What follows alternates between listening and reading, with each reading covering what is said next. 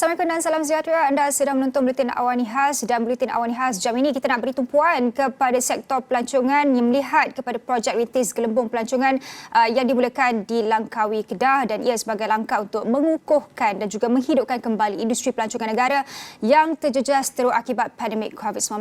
Dan seperti yang kita tahu, sejak Khamis lalu Langkawi dibuka kepada umum dan ia menjadi destinasi pertama program tersebut, dan sejumlah 3,200 pelancong jadi sebahagian kumpulan pertama untuk jejakkan kaki di Langkawi pada Khamis. Dan kami difahamkan Ahli Parlimen Langkawi Tun Dr. Mahathir Mohamad akan mengadakan satu sidang media berkaitan perkembangan gelembung pelancongan Langkawi bila-bila masa saja, dan kami akan terus bawakannya kepada anda secara langsung.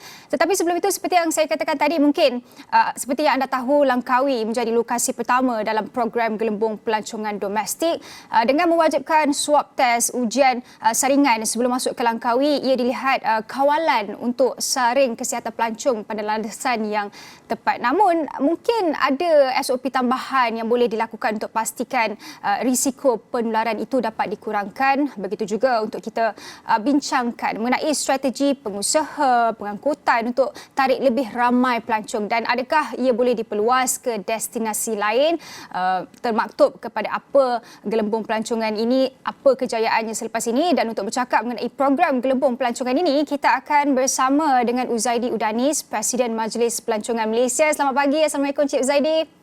Waalaikumsalam. Apa khabar Syazwani? Khabar baik, alhamdulillah. Cik Uzaidi, untuk awal ini mungkin Cik Uzaidi boleh jelaskan sikitlah kepada kami semua bagaimana agaknya progres gelembung pelancongan setakat ini, setakat 3 hari memasuki hari ini, pematuhannya kepada SOP. Kalau kita lihat kebesaran swab test itu sendiri, saring mereka yang sihat sahaja hari ini, semalam dilaporkan kurang daripada 10 kes yang dikesan. Mungkin ada progres yang boleh Cik Uzaidi kongsikan kepada kami.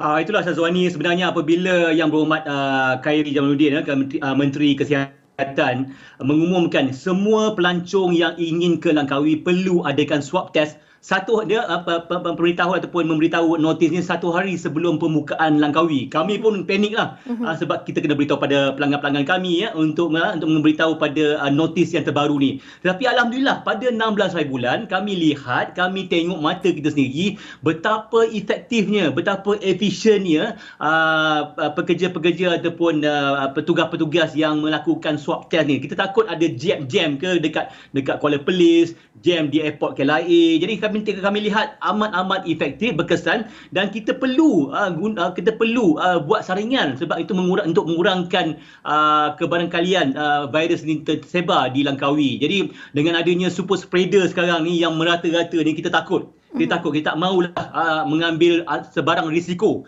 Jadi dengan adanya swab test ni, ini akan mengurangkan masalah untuk kita spread virus di Langkawi dan juga di negara kita, Syazwani. Ya, Cik Uzaidi, mungkin juga kalau Cik Uzaidi boleh bawakan apa agaknya suara ataupun respon pengusaha pelancongan dan juga pemain industri setakat 3 hari ini melihat kepada gelembung pelancongan di Langkawi. Mungkin selepas ia dijayakan akan dibuka kepada negeri-negeri lain. Apa agaknya respon awal daripada pengusaha pelancongan? Alhamdulillah, saya sebenarnya membuat engagement dengan pemain-pemain industri di Langkawi almost setiap hari. Pagi ni saya buat engagement juga dengan Langkawi players. Saya lihat Langkawi, pengusaha Langkawi sangat gembira, sangat teruja. Tetapi kita kena lihat juga, kita kena tengok produk-produk pelancongan kita. Produk pelancongan Langkawi itu adakah ia boleh memberi satu kempapaman ataupun sustainable tourism di Langkawi. Tetapi berbagai-bagailah kita kena usahakan, dan juga bukan hanya Langkawi tetapi pengusaha-pengusaha seluruh Malaysia ni melihat Langkawi ni sebagai satu stepping stone, satu ujian, satu sandbox untuk kita lakukan untuk negeri-negeri lain. Kita tahu sekarang ni di Redang dah ready, dah bersedia, di Perhentian dah bersedia, di Tioman lagi bersedia sebab dengan adanya semua orang lebih kurang 80% telah mempunyai vaksin yang lengkap. Kita haraplah pihak kerajaan kita boleh membuka di tempat-tempat lain, di tempat-tempat Pangkor, tempat Tioman dan Redang, di mana musim tengkujuh tak lama lagi. Kalau boleh berilah peluang pemain-pemain di Tioman dengan Redang boleh membuka untuk menerima pelancong-pelancong dengan SOP yang ketat, sebelum musim tengkujuh ni dapatlah income sikit. Kalau tidak kena tunggu bulan 3, bulan depan, tahun depan barulah nak dapat income. Jadi sekarang ni kita amat penting untuk penyiar-penyiar industri ni kena survive dan juga to make sure that diorang ni masih lagi to move forward, Syazwani. Encik Zaidi, kalau kita dah lihat kepada pematuhan SOP itu, kalau kita tahu pelancong sebelum memasuki Langkawi itu mereka perlu melakukan ujian swab test. Tetapi mungkin ada saranan yang boleh disuarakan kepada setiap premis yang perlu ada SOP sendiri, dan pastinya itu adalah untuk pastikan tiada risiko penularan. Pastinya usaha ini bukan sahaja oleh pelancong tetapi juga oleh pengusaha pelancongan itu sendiri. Mungkin ada saranan dari pihak Encik Zaidi untuk suarakan ketika ini? Ya, untuk memastikan agenda ni berjaya, semua pihak kena main ke peranan. Tak kiralah pelancong yang bertanggungjawab dan juga penggiat-penggiat industri pun kena bertanggungjawab. Kena make sure dan kita tak boleh harapkan hanya pihak-pihak berkuasa, pihak BPT, pihak LADA dan pihak polis untuk menjaga kita. Kita kena jaga kita. Jadi dengan adanya kerjasama ni di bawah konsep keluarga Malaysia, saya rasa ini kita boleh berjayakan. Dan juga kita haraplah semua penggiat industri ni kita dah ambil persijilan kita panggil adapt and adhere ataupun garis panduan patuh dan amal yang dikeluarkan oleh Malaysia Productive Corporation melalui Tourism Product to make sure that kita ni aku janjilah memberi satu SOP, satu environment yang SOP, kita patuh SOP dan juga memberi satu keselamatan dan kejaminan jaminan pada pelancong-pelancong kita yang mereka diselamat apabila melawat di Langkawi. Ya, Encik Zaidi, Motai ada maklumkan bahawa sekiranya projek rintis ini berjaya di Langkawi ini, kebenaran ke destinasi lain juga mungkin akan diberikan. Tetapi mungkin sebelum ia berlaku lagi, mungkin ada tawaran yang boleh dilakukan oleh pengusaha industri itu untuk tarik pelancong, termasuklah premis pengusaha pelancongan dan juga mungkin pengangkutan seperti penerbangan dan feri dan sebagainya untuk orang kata langkah awal sebelum orang lihat agak terpusu-pusu untuk membeli ataupun untuk menempah lebih awal? Ya, itu sebenarnya kita ni rakyat Malaysia ni suka melancong. Aktiviti melancong ni memang antara aktiviti yang paling penting lah untuk rakyat Malaysia. Tak kira lah daripada bawah, daripada orang biasa kepada orang VIP. Jadi ini yang kita lihat bagaimana kita nak merancang, dan juga pelancong-pelancong kena merancang jugalah. Janganlah esok nak pergi baru hari ni nak booking. Kita merancang. Dengan merancang tu dapatlah dengan nilai harga yang paling menarik. Dan juga kita punya industri ni kita tak maulah quantity is not about the ni. Sekarang ni kita perlu quality di mana pelancong tu datang situ, dia boleh belanja, dia boleh memberi impak yang besar. Dan kita lihat pada hari pertama 16 hari bulan itu lebih kurang 2,000 pelancong yang datang, yang melawat Langkawi. Ini memberi impak yang besar untuk ekonomi Langkawi. Kalau satu orang tu membelanja RM500, bermaksudnya pada hari 16 hari bulan tu ekonomi Langkawi telah lebih tinggi lagi dengan adanya pertambahan 1 juta cash untuk mereka untuk mengembangkan ekonomi mereka. Jadi ini setiap pelancong tu kalau boleh belanja, kalau sekurang-kurang RM500 pada hari tu 2,000 orang tu, dia akan memberi satu penjana yang besar. Katakan kita sekarang sasaran 300,000 pelancong. Kementerian pun telah mensasarkan 300,000 pelancong pada tahun ini. Ini akan memberi satu suntikan lebih kurang RM150 juta kepada ekonomi Langkawi. Dan kalau ini boleh copy paste, kita ikut pada kita gunakan ini untuk di tempat-tempat lain, saya rasa ini boleh memberi satu satu lonjakan pada ekonomi negara. Dan kita juga lihat tempat tu kena memberi satu high yield, terutama saya Genting Highland. Genting Highland telah lebih kurang 6,000 bilik, dan juga telah mereka pekerja-pekerja mereka beribu-ribu orang pekerja. Ini memberi satu impak besar. Kalau kita buka Genting, saya rasa ini boleh memberi satu manfaat yang besar pada ekonomi kita, selain daripada Langkawi dan selain juga pada pulau yang kita tolong promotekan. Jadi merancang, kalau nak pelancong nak dapatkan special price, rancang supaya jangan kita dengan emotion kita nak booking esok, nak pergi esok baru nak booking esok. Kita rancang untuk melancong. Ya, Encik Zaidi, selepas merancang, kalau kita lihat mungkin selepas Langkawi ini, lokasi-lokasi lain yang seperti Encik Zaidi nyatakan seperti tadi, contohnya pulau peranginan lain seperti Pangkor, Tioman, Perhentian Redang dan sebagainya, bagaimana kita nak melaksanakan kejayaan ke pulau peranginan yang lain ini melihat kepada mungkin nanti kejayaan daripada projek rintis ini? Apa agaknya penambahbaikan yang boleh dilakukan, walaupun kita tahu baru 3 hari sebenarnya, tapi mungkin sudah ada suara-suara daripada pengusaha perindustrian itu sendiri untuk memastikan penambahbaikan itu dapat dilakukan terutamanya di pusat-pusat peranginan lain? Ya, sebenarnya Saudara ni virus ni tidak akan hilang.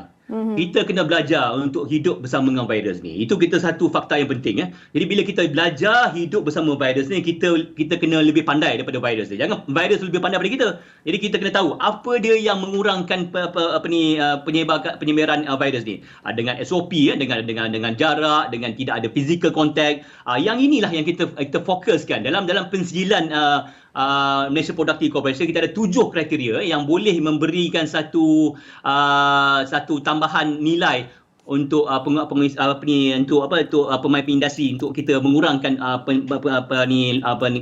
pelebasan spreading this virus lah. Jadi sekarang ni kita kena lihat go in detail, deep dive. Macam mana kita nak make sure kita hidup bersama dengan virus ni, tetapi kita jangan adanya pandemik ekonomi. Sekarang ni pandemik COVID-19, tapi kita nakkan juga tak mahu juga pandemik ekonomi yang akan mengakibatkan ramai rakyat terkesan, ramai graduan universiti pun tidak ada kerja. Ini antaranya kita kena balance antara pandemik ekonomi dengan pandemik COVID-19 ni, Syazwani. Ya, betul Encik Huzaidi. Tapi kalau kita nak lihat jugalah, mungkin selain pulau seperti yang Encik Huzaidi katakan tadi, ada kawasan-kawasan percutian lain seperti penggunungan, lokasi lain yang relevan lah untuk kita laksanakan, seperti yang Encik Huzaidi katakan, Tanah Tinggi, Cameron, Genting, Fraser. Bagaimana kita nak pastikan SOP di kawasan-kawasan ini itu dapat dilaksanakan dengan mudah, walaupun kita tahu ia melalui perjalanan darat, mungkin ia agak menyukarkan sedikit, terutamanya kalau kita nak merentas negeri, memandangkan fasa 2, fasa 3 masih lagi belum boleh merentas negeri itu.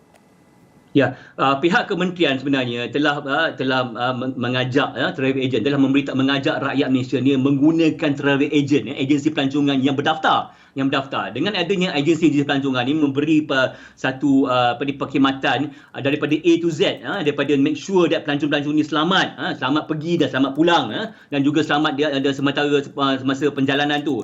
Pentingnya peranan travel agent yang berdaftar ni. Ini saya rasa kita tak boleh kontrol semua ni, kita tak boleh kontrol di mana pelancong nak pergi, tapi dengan adanya perkhidmatan travel agent yang berdaftar di MOTAC, kita boleh mengurangkan risikonya. Jadi kalau nak pergi ke Genting, kita menggunakan dengan van travel agent, dengan perkhidmatan travel agent. Kalau kita nak pergi Tioman, kita gunakan tu. Jadi dengan adanya apabila kementerian telah memberitahukan guna travel agent apabila menggunakan melalui darat daripada sini ke Kuala Perlis, ke Langkawi, ini saya rasa kita nampak impak kejayaan apa yang telah diwawakan oleh kementerian. Jadi kita perlu SOP yang begini untuk kita mengurangkan risiko COVID-19 ni. Jadi pentingnya perkhidmatan travel agent untuk kita mengurangkan spread this virus ni, Suzani. Ya, Encik Zaidi, selain daripada gelembung pelancongan yang dimulakan di Langkawi ini, kita mungkin nak juga beri tumpuan lah kepada pelancongan dalam negeri. Kalau kita lihat fasa 2, fasa 3, seperti yang dipetik dalam laman web MKN sendiri, aktiviti pelancongan itu hanya dibenarkan dalam negeri yang sama sahaja, yang melibatkan hotel dan juga homestay. Kita nak juga orang kata memperkasakan sektor pelancongan dalam negeri itu selain daripada gelembung perjalanan ini, tetapi ketika ini kita lihat mungkin masih lagi kurang, mungkin orang masih lagi takut, terutamanya dalam fasa 2 dan fasa 3 ini. Apa sebenarnya saranan yang boleh dibawakan oleh pihak Encik Huzaidi untuk pastikan pelancongan dalam negeri itu mungkin boleh diberi tumpuan ketika ini?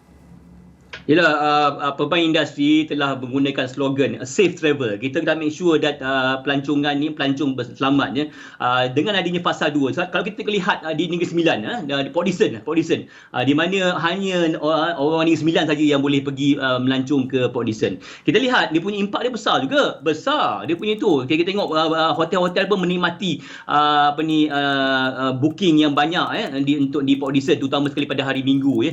Tapi pasaran yang sebenarnya adalah pasaran di Kuala Lumpur, pasaran di Selangor, pasaran di Putrajaya. Ini sebenarnya mereka ni adalah pelancong yang tegar, yang boleh melancong, yang boleh belanja, yang boleh melancong pergi ke merata-rata. Jadi pentingnya pasaran Selangor, Kuala Lumpur ni dengan dia dibuka. Tetapi bagaimanapun apabila fasa 2 seperti macam di Negeri Sembilan, di mana orang Negeri Sembilan boleh pergi ke Port Dickson, kita lihat aktiviti melancong tu memang sangat menggalakkan. Apakan lagi, kita lihat Selangor, kita tengok Sungai Pisang, mari itu Sungai Pisang dengan penuhnya ramai orang Selangor pergi ke Sungai Pisang tu. Saya rasa kita pun kena kena tahu, kena pantau, tengok make sure dan tempat-tempat sebegini janganlah kita ada overcrowded ataupun over tourism untuk kita mengurangkan risiko-risiko COVID ni.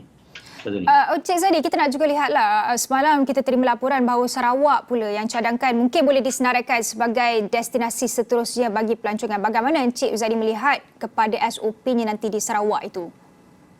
Sebenarnya kerajaan negeri Sarawak telah ada satu set of terms and condition ataupun satu SOP yang ketat untuk pelancong-pelancong datang ke Sarawak, pengunjung-pengunjung ke Sarawak. Jadi ini boleh di-maintain dan kita lihat kalau dibuka sempadan tu, kita lihat kita boleh spread this benefit, this impact ekonomi ni kepada Sarawak, dan bukan hanya Sarawak tetapi Sabah. Dan saya lihat juga di Pulau Labuan. Pulau Labuan tu adalah pulau yang paling unik dan ramai yang tak tahu pasal Labuan. Saya rasa ramai yang tak tahu, tak pernah lawat pun Labuan. Labuan nanti seperti Langkawi mempunyai produk-produk yang tersendiri. Jadi kita kena lihatlah di Sarawak tu macam bagaimana kita boleh mempromosikan dengan menggunakan SOP yang ketat. Dan bagi kami, kalau dibuka, kita insya-Allah kita akan jayakan inisiatif agenda industri pelancongan ni di Sarawak. Ya, Cik Zadi, kita juga ada terima satu laporan berkenaan dengan ada pengunjung yang dikatakan ditipu oleh travel agency. Apa agaknya saranan kepada pengunjung, pelancong dan juga mungkin pihak travel agency itu sendiri? Kerana kita tahu ketika ini orang ramai berdepan dengan isu ekonomi dan sebagainya. Apabila peluang ini diberikan, pastinya mereka mahu menggunakan peluang ini sebaiknya. Tetapi ada pula pihak-pihak yang melakukan perkara terkutuk seperti ini. Apa agaknya saranan yang boleh diberikan? Yalah, sekarang ni benda-benda ni yang berlaku ni sebenarnya bukan hanya semasa pandemik COVID-19 ni. Berlaku zaman dulu lagi dah berlaku dah. Dan juga kita ni sebagai rakyat Malaysia, kita kena smart lah, smart tourist. Smart tourist ni kita lihat, kita jangan tertipu dengan harga-harga murah. Kos-kos murah. Kos-kos murah kita terfikir, tengok macam mana, ada tak logik yang kita katakan kos-kos ni. Dan juga kita lihat, kita kena di bawah kementerian, kita ada senarai agensi-agensi pelancong yang berdaftar di MOTEC. Kita lihat, kita cek dulu, jangan kita rasa macam tak apalah, kita booking je lah, kita bayar je lah. Kita cek dulu, sebelum kita bayar tu, kita cek dekat laman web MOTEC, semua tu ada, yang tersenarai tu semua ada. Jadi apabila agensi pelancongan yang berdaftar di bawah MOTEC tu katakanlah menghasrat menipu, maka kita ada berbagai platform yang kita boleh komplain melalui MOTEC dan juga melalui consumer court. Ini boleh dilakukan. Kalau katakan kita hanya booking dengan adanya tengok lihat tawaran bagus ni, kita booking je di Facebook. Kadang-kadang kita tengok Facebook live ni macam-macam tawaran, tetapi bila kita nak booking tu kita cek dulu. Kita cek dulu dengan laman web Jadi kita kena become a smart consumer. Smart tourist. Bila smart tourist ni kita boleh maksimal, kita mengurangkan ulat-ulat ni, kita mengurangkan yang illegal ni, dan ini akan memberi keselamatan pada semua, insya-Allah. Ya, Encik Zadi, mungkin akhir sekali apa agaknya harapan oleh pihak Majlis Pelancongan Malaysia ini untuk pastikan gelembung pelancongan Langkawi ini berjaya, yang mungkin akan membawa sinar harapan baru kepada sektor pelancongan. Kemudian kita lihat destinasi-destinasi lain juga akan dibenarkan untuk dibuka. Apa agaknya harapan yang ingin dinyatakan oleh Encik Zadi? Yalah, industri pelancongan adalah industri penting. Kita kena faham, kita kena tahu industri pelancongan ni penting untuk ekonomi negara. Jadi kalau industri pelancongan ni bagus, maka ekonomi negara kita akan semakin bagus. Jadi kita kena menstabatkan industri pelancongan ni. Bagaimana kita menstabatkan? Semua pemain, semua pihak kena memainkan peranan, daripada bank negara, pihak kerajaan, pihak industri, semua akan memainkan peranan yang penting. Saya lihat sejak yang pemimpinan Yang Amat Berhormat Perdana Menteri ni, kita lihat banyak engagement. Semalam kita buat engagement dengan Menteri Pelancongan, dengan Menteri Kewangan. Tengok lihat bagaimana bajet 2022 ni boleh memberi bantuan pada industri pelancongan ni. Dan juga kita baru-baru ni kita juga berjumpa dan juga melihat mesyuarat bersama dengan Ketua Pengarah Ministry of Health atau Kementerian Kesihatan Tan Sri Hisham. Jadi ini saya lihat satu perkembangan yang sihat. Kita perlukan collaboration, ada juga cooperation, dan juga engagement yang banyak untuk kita mempertabatkan ekonomi negara kita. Jadi harapan kami, kita harap industri pelancongan ini sangat kompetitif. Kita akan compete dengan Thailand, kita compete dengan Indonesia, kita compete dengan Cambodia. Jadi sebelum kita dibuka, kita harus bersedia dan juga kita make sure that industri pelancongan ini bagus, yang sihat dengan akan memajukan ekonomi negara, dan kita buka sempadan antarabangsa. Macam mana kita tak suka pun, kita harus merancang, bukannya sekarang ni kita harus merancang untuk membuka sempadan antarabangsa supaya kita boleh compete dengan negara persaingan kita, terutama sekali Thailand. Kita tak mahu kita ketinggalan daripada negeri-negeri Thailand, negeri-negeri maju ni. Kita mahukan Malaysia ni number one as a destination in the world. Itulah harapan kami. Baik, besar harapan itu untuk kita saksikan sekali lagi sektor pelancongan itu terus menerima pelancong dan juga akan mengembangkan ekonomi dalam negara. Terima kasih Encik Uzaidi Udanis, Presiden Majlis Pelancongan Malaysia atas ulasan tersebut. Kita masih lagi nak berbincangkan berkenaan dengan sektor pelancongan ini, tapi kita perlu berhenti rehat seketika. Kita kembali selepas ini.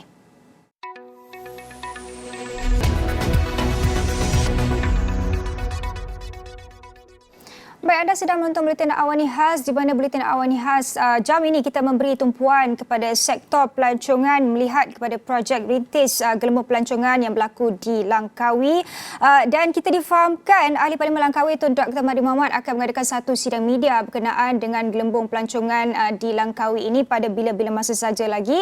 Kami sedang menunggu queue untuk kita terus bersama dengan sidang media tersebut. Tetapi sebelum itu mungkin kita boleh perincikan sedikitlah apa harapan agaknya untuk sektor pelancongan ini terus berkembang maju melihat kepada gelembung pelancongan projek rintis yang berlaku di Langkawi ketika ini. Dan untuk itu kita akan bersama dengan Datuk Muhammad Khalid Harun, Presiden Persatuan Agensi Pelancongan Malaysia MATA. Assalamualaikum, selamat pagi. Apa khabar Datuk?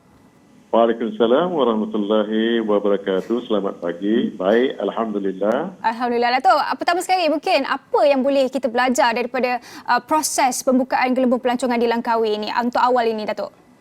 Okey, saya sekarang ni berada di Langkawi. Ya.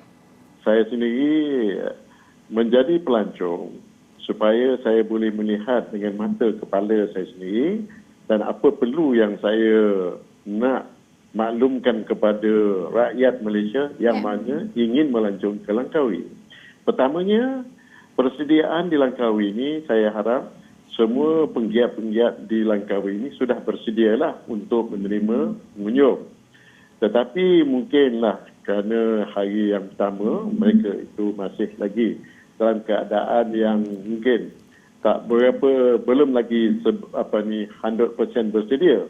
Tetapi persediaan itu saya nampak memang memberikan saya singgahlah ke mana-mana, masuk hotel dan juga di Pantai Cenang ni saya melihat macam mana keadaan dan saya pun pernah bercakap dengan mereka ini dan mereka sungguh bergembira, riang kerana dia kata dah lama sangat tak buka berniaga ni, dah tutup, sekarang ni terbuka. Jadi maka inilah rezeki yang dia tunggu-tunggu dan untuk mengharapkan seramai mungkin pelancong masuk.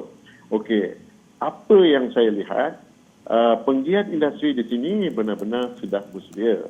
Tetapi ada juga kekurangan-kekurangan yang mana saya ingin bagi tahu kepada mereka-mereka PBT, khasnya PBT yang mana mungkin kalau dia nak meniru apa yang berlaku di Langkawi ini adalah satu projek perintis yang mana mereka mestilah melihat di mana Langkawi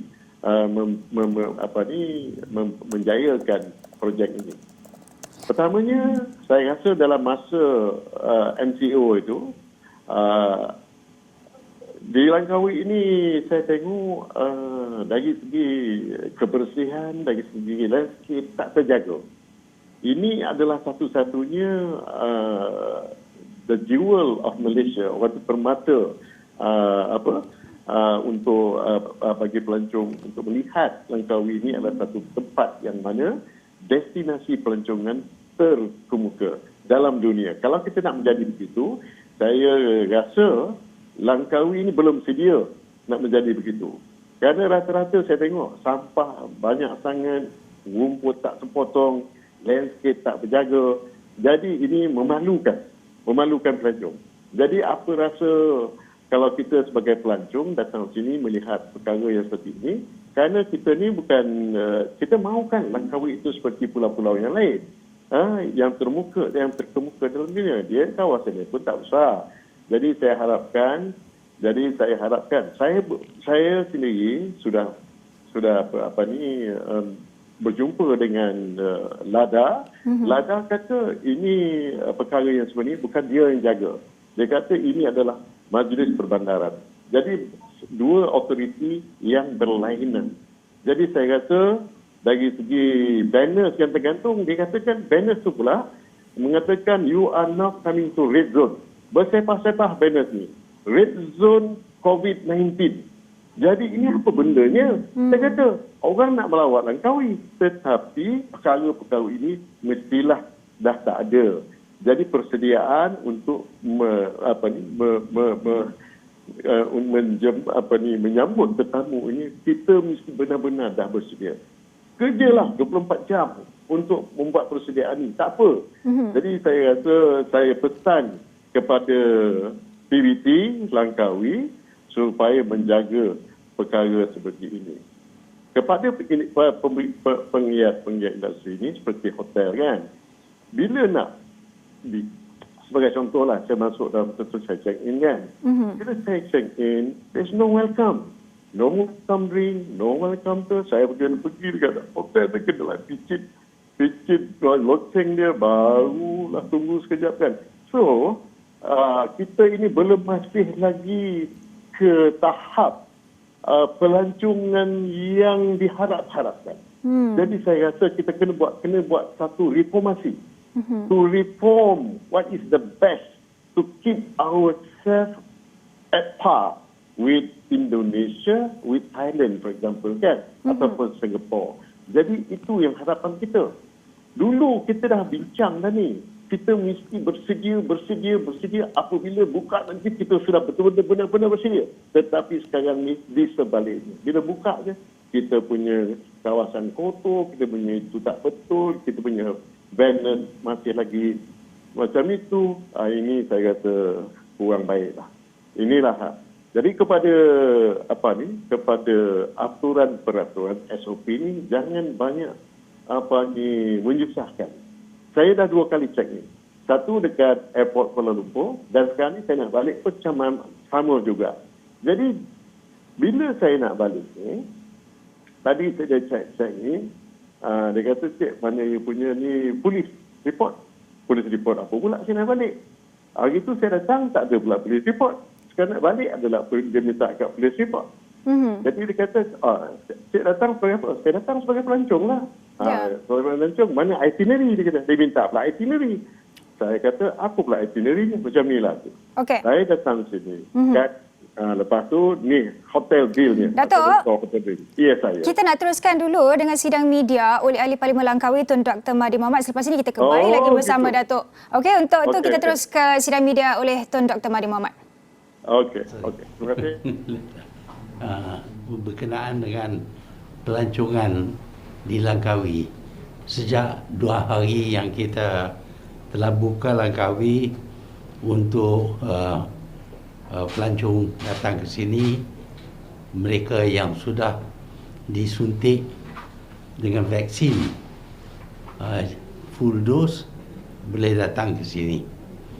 Jadi kita dapati ada peningkatan, satu hari lebih kurang 3,000 pelancong baru.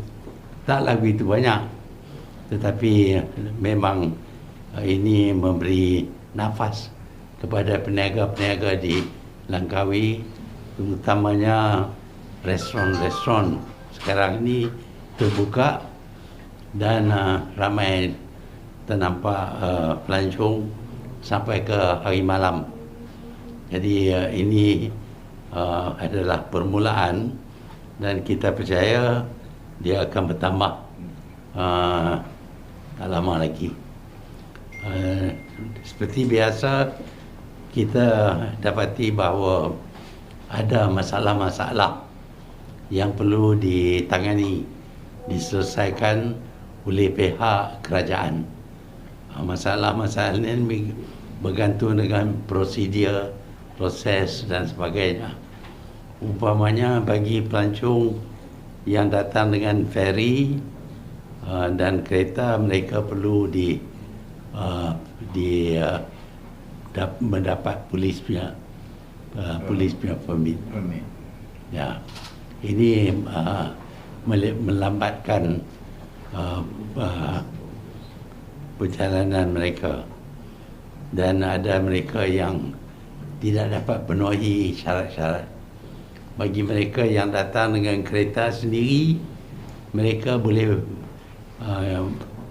masuk jumlah yang kereta itu boleh bawa lah. Tak ada sekatan tentang bilangan passenger. Tetapi kita dapati banyak SOP tidak diamal dengan sepenuhnya, khususnya berkenaan dengan jarak antara pelancong. Kita dapati mereka kerap kali berdekat-dekatan, tak patuh kepada syarat untuk menjauhkan antara individu sejauh 1 meter. Sebenarnya sepatutnya dia jadi lebih daripada 1 meter, kerana berkenaan dengan Delta COVID ini 1 meter tak cukup. Jadi ini mungkin akan membawa kesan, walaupun yang datang sini sudah disuntik. Kita dapati ada juga yang mendapat positif jangkitan. Sudah disuntik tapi ada jangkitan, tak ramai, 4 orang. Kemarin semalam 4 orang. Semalam 4 orang. Jadi kita nak tahu kenapa mereka setelah disuntik masih juga jadi positif. Kita nak tahu tentang latar belakang dan jenis suntikan yang diberi. Kerana kita perlu tentukan bahawa kesan daripada suntikan itu adalah tinggi daripada segi persentasenya. Tidak ada lagi jangkitan setelah disuntik. Jadi ini akan menjadi pelajaran kepada kita. Selain daripada itu, kita dapati bahawa penerbangan ke Langkawi ini daripada negara luar perlu pergi ke Kuala Lumpur dulu sebelum datang ke Langkawi. Tapi Kuala Lumpur dia tak masuk dalam bubble ini. Jadi kita harap ada kelonggaran diberi supaya foreign flights boleh datang direct ke Langkawi. Dan kita akan ada syarat-syarat tertentu bagi mereka supaya kita dapat elak daripada jangkitan dan sebagainya. Tun, sebelum ni Tun, antara orang yang mencadangkan untuk mewajibkan swab test, dan kita lihat setakat semalam 4, hari pertama 5 individu. So Tun boleh komen sikit langkah tepat ke untuk buat swab test tu macam mana Tun? Macam mana? Langkah untuk buat ujian saringan tu, adakah langkah tepat untuk buat ujian saringan? Sebab tu antara orang yang mencadangkan idea tu Tun. Idea tu adalah cadangan siapa buat? Yang saringan ujian saliva test sebelum masuk tu. Ya. Siapa yang suggest? Ya, sekarang ni dalam SOP SOP memang ada tu. Jadi sebelum masuk tu disaring dulu, dan kita tahu memang yang datang ke Langkawi ni adalah mereka yang bebas daripada COVID-19. Ya. Itu pendapat orang Langkawi ya. So you spoke about distancing just now, but on flights there is no social distancing. Do you suggest that they make some kind of rule on flight? Yeah, we remarked about that because in the plane they are sitting as normal. Yeah. That is to say 6 in a row, 3 on each side, and they are sitting very close together. Because of that, I don't know whether it is because of that or not, but the cases where there is a positive test are from people who travel by air. By ship, maybe not many, but then the ferry has not brought in many passengers. By air is about more than 2,000, Ya, modern tu. whereas ferry only about 700. Ya, 700. Jadi, so the numbers coming in by air is very big. They are sitting close together as if normal, although there are a lot of action being taken to prevent people from getting infected. But it is, when we discuss it, we feel that we should reduce the number of passengers so as to be able to sit far apart. It's the same with the ferry. The ferry also carry a full load, and they are sitting very close to each other. Although we don't have many positive results, but I think even in the ferry, they should carry less number of passengers so as to stay apart. This is the most important thing about the SOP, being far apart. So Tun, adakah setakat ini Tun berpuas hati ataupun tidak dengan perjalanan gelembung pelancongan, ataupun banyak lagi perkara yang boleh dibaiki? Ya, saya puas hati setakat ini. Namun kita ada benda-benda yang telah kita bincang yang perlu diperbaiki. Perkara-perkara ini sudah diambil nota dan kita akan bawa perkara ini ke pengetahuan kementerian berkenaan. Tun, I'm sure you would have seen Thailand's reopening of beaches, and later there was a surge in cases, new cases, and then later they closed it back. What do you think the lessons that we could take from Thailand? Thailand is too free. They allow their people to move everywhere. So many of the people in Thailand have not been vaccinated. So when you have that kind of freedom of movement, you are likely to increase the number of new cases. But in Langkawi, we are more strict. But I think there are still things that needs to be done. Nak tanya Tuan CEO boleh tanya Ya, berkenaan dengan statistik lah, masuk hari ketiga ni, hari pertama dan hari kedua, berapa kemasukan pelancong yang dicatatkan dari 3 laluan tu lah. Okey. Pada hari pertama kita mencatatkan 3,280 kemasukan pelawat. Pada hari kedua kemarin ada 14 flight penerbangan masuk. Jadi total kemarin ialah 2,640 pelawat, dan hari ini kita menjangkakan seramai 2,943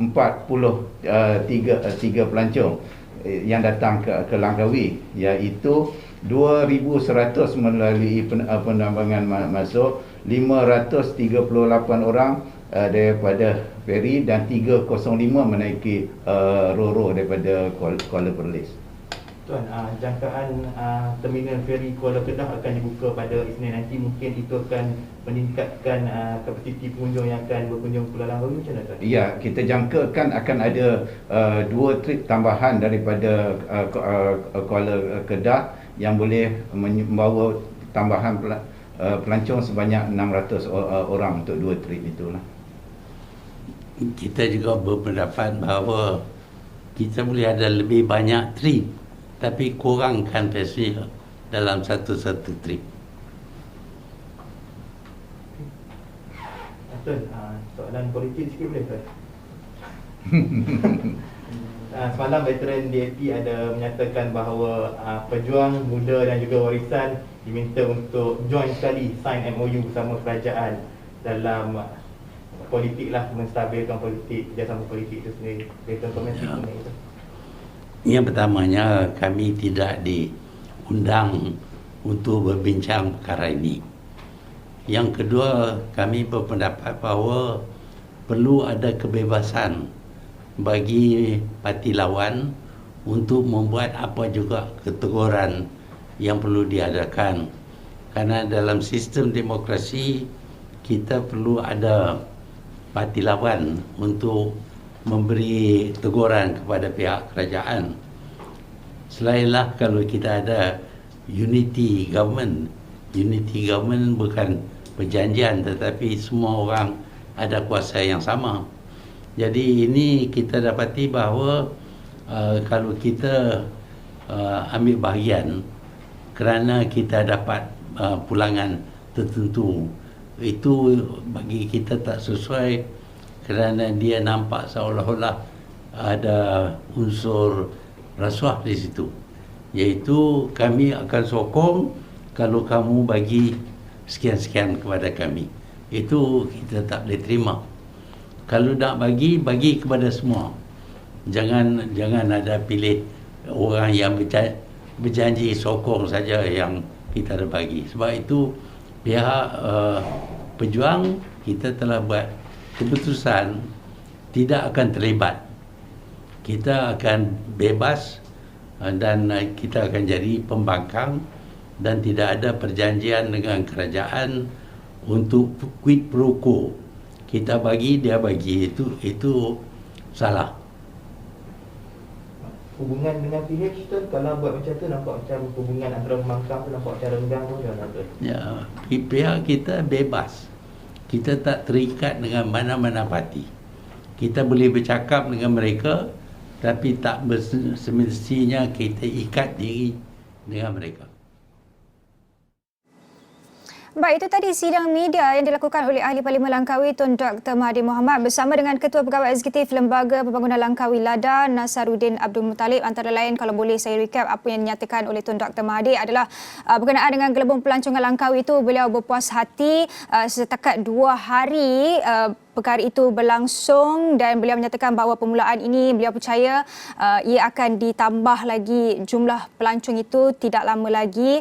Beliau juga menyatakan bahawa peningkatan pelancong dari hari ke hari itu memberikan sinar baharu kepada sektor pelancongan terutamanya di Langkawi, tetapi beliau turut menyatakan bahawa ada beberapa penambahbaikan dari segi SOP itu perlu diberi perhatian, termasuklah mungkin kadar ataupun jumlah penumpang dalam feri ataupun dalam pesawat itu perlu dijarakkan. Perkara itu juga yang ditekankan oleh Tun Dr. Mahathir Mohamad dan beliau menyatakan bahawa perkara-perkara itu telah pun diperbincangkan dan akan dikemukakan cadangan penambahbaikan kepada kementerian yang terlibat. Dan apa yang dinyatakan oleh Ketua Pegawai Eksekutif LADA pula Nasaruddin Abdul Muttalib adalah pihaknya menjangkakan hari ini sekitar 2,943 pelancong yang akan tiba di Langkawi dan pihaknya juga menjangkakan ada penambahan dari hari ke hari dan beliau turut menyatakan bahawa selepas ini ada beberapa lagi penumpang dalam satu feri itu akan ditambah dan kemudian ada beberapa lagi trip yang akan dikurangkan, tetapi penumpangnya dalam satu feri itu akan ditambah. Itu antara perincian-perincian yang dinyatakan dalam sidang media tersebut. Laporan lanjut akan terus kami bawakan dari semasa ke semasa. Tapi kita perlu berhenti rehat seketika. Kita kembali lagi selepas ini.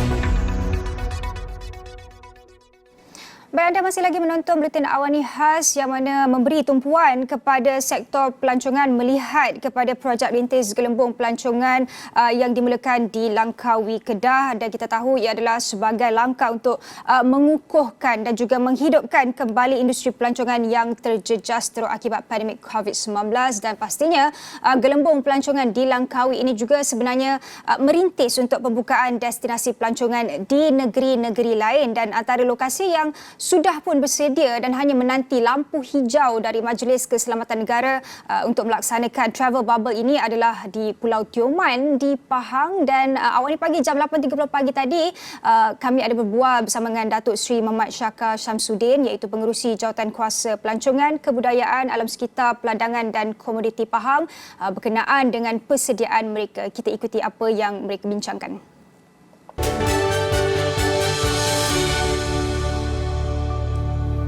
Salam sejahtera dan selamat pagi. Anda bersama saya Hafiz Rosli bersama rakan penyampai saya Gigi Ahmad, dan dalam Awani Pagi pada hari ini cukup istimewa. Kita akan membincangkan mengenai isu pelancongan melihat kepada gelembung pelancongan domestik, dan ia sebagai langkah untuk mengukuhkan dan menghidupkan kembali industri pelancongan negara yang terjejas teruk akibat pandemik COVID-19.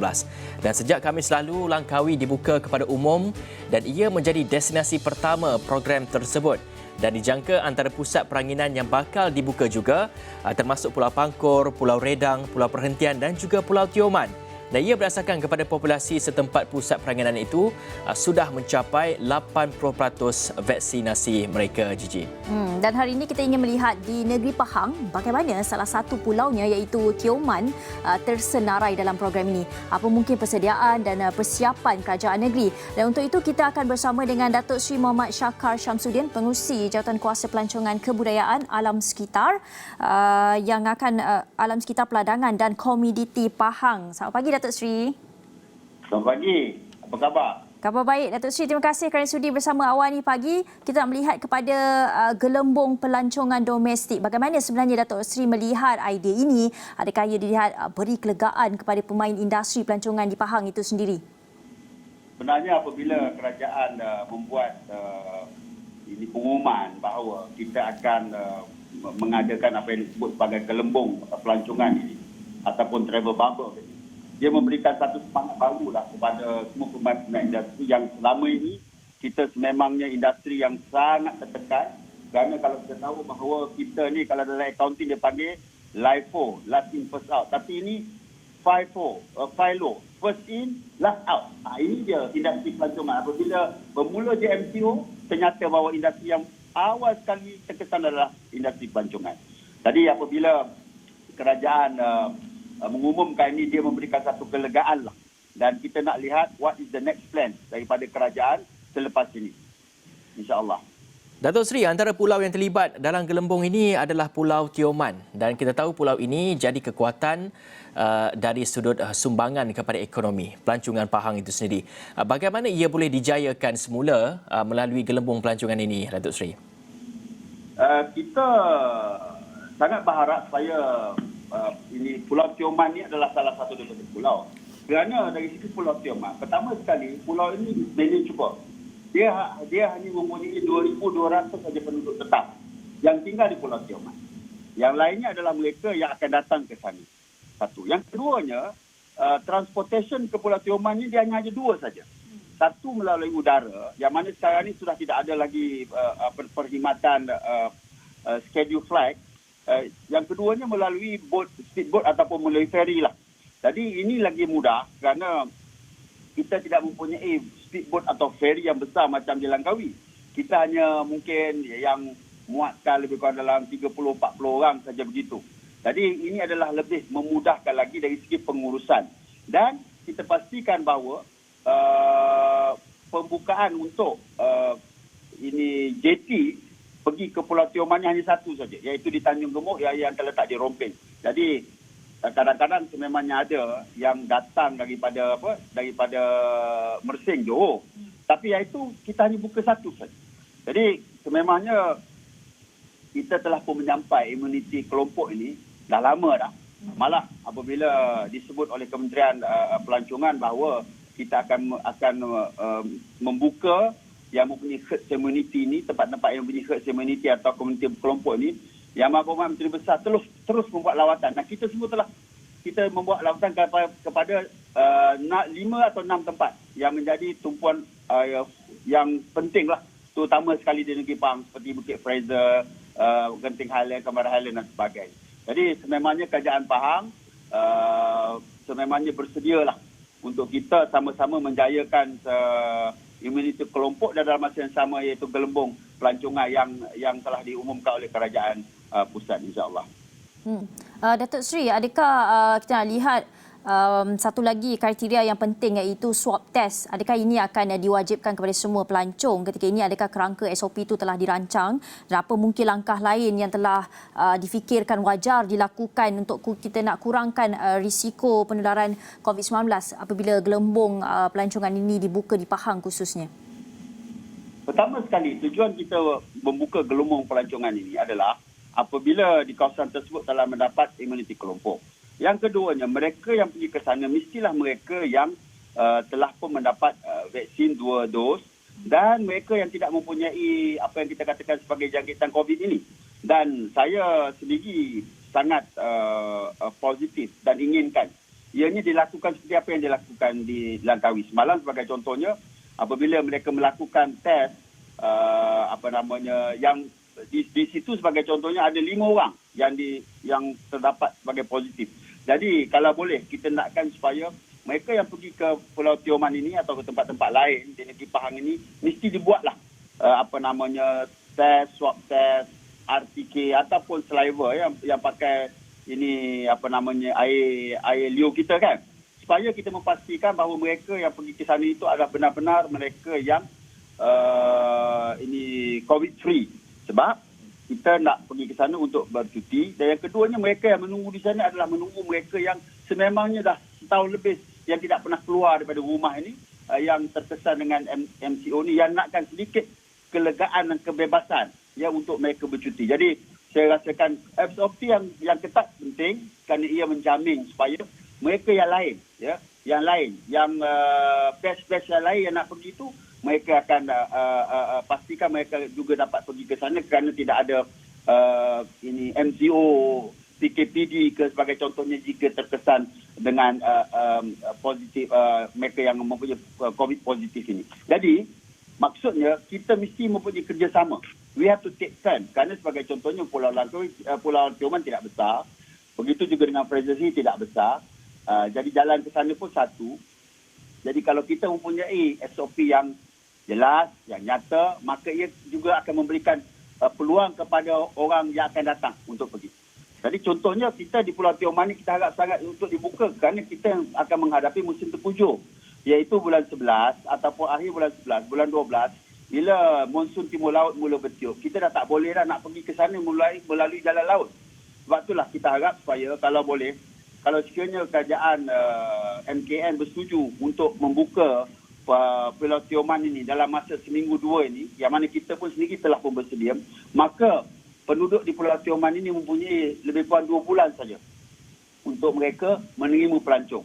Kemudian apabila air telah mula pasang, angin timur laut telah mula bertiup dan kemudian hujan telah pun mula turun dengan lebat, maka di situ sememangnya kita tidak membenarkan mana-mana aktiviti ke laut, terutama sekali menyeberangi Pulau Tioman ini dilakukan. Jadi dalam masa 2 bulan ini adalah waktu keemasan sebelum mereka habis musim terpujuk, iaitu pada bulan 2 atau bulan 3. Bulan 2 sebagai contohnya habis musim terpujuk, maknanya mereka terpaksa menunggu hingga bulan 3.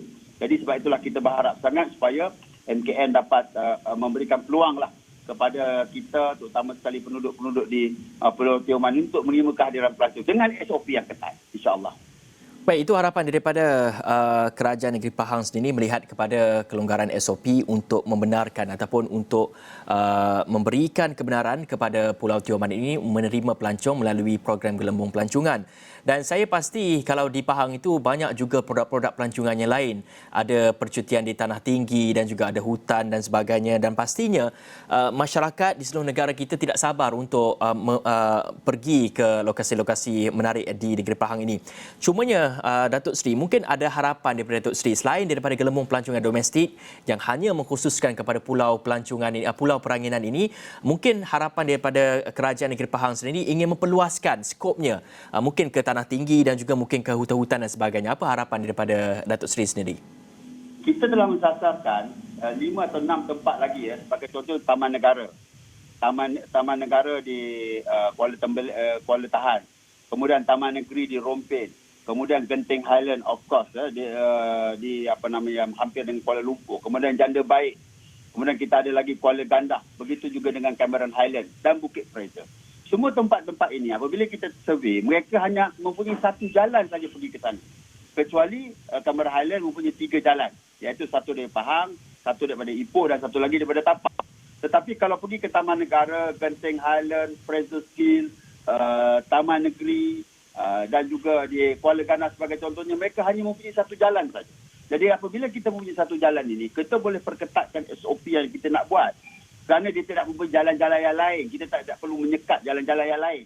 Jadi Baik, itu tadi Temu Bual bersama dengan Datuk Seri Muhammad Syakar Syamsuddin, Pengerusi Jawatan Kuasa Pelancongan, Kebudayaan Alam Sekitar, Peladangan dan Komoditi Negeri Pahang berkaitan dengan persediaan gelembung pelancongan di Pahang, dan pastinya laporan itu ada kami bawakan di astroawani.com dan juga dalam buletin-buletin Awani seterusnya. Saya kira itu sahaja yang dapat kami kongsikan dalam buletin Awani khas jam ini berkaitan dengan isu ataupun sektor pelancongan melihat kepada projek rintis gelembung pelancongan yang dimulakan di Langkawi, Kedah. Perincian lanjut akan terus kami bawakan di saluran 501 Astro Awani. Saya Nur Syazwani Safusham. Kita jumpa lagi.